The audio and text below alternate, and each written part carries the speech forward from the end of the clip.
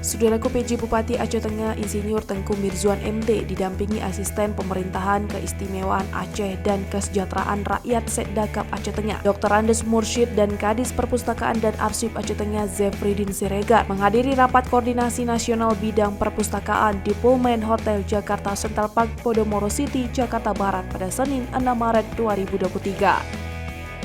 Rakornas tersebut digelar langsung oleh Perpustakaan Nasional Republik Indonesia menggelar rapat koordinasi nasional bidang perpustakaan.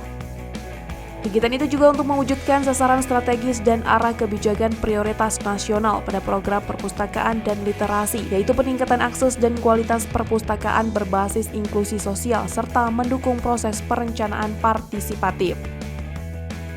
Dalam kesempatannya itu, saat membuka rapat koordinasi tersebut, Kepala Perpustakaan Nasional Republik Indonesia Muhammad Syarif Bando mengatakan, rapat koordinasi nasional sebagai sarana sinkronisasi program dan kegiatan pengembangan perpustakaan antara pusat dan daerah.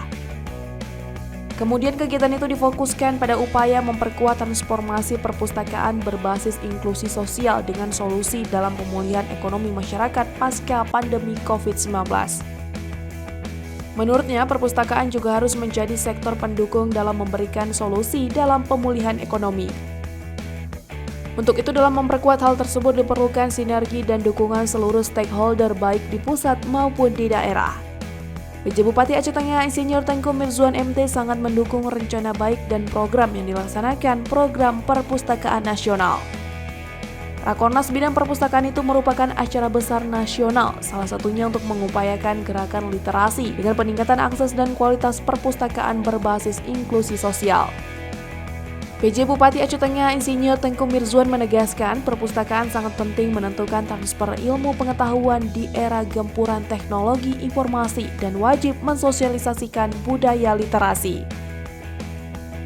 Diketahui, sebanyak 915 undangan yang hadir dalam rapat koordinasi terdiri dari kepala daerah tingkat provinsi atau kabupaten, kota penerima lokasi prioritas dana alokasi khusus atau DAK Subbidang Perpustakaan tahun 2023, Kabupaten Aceh Tengah merupakan salah satu penerima alokasi dana tersebut.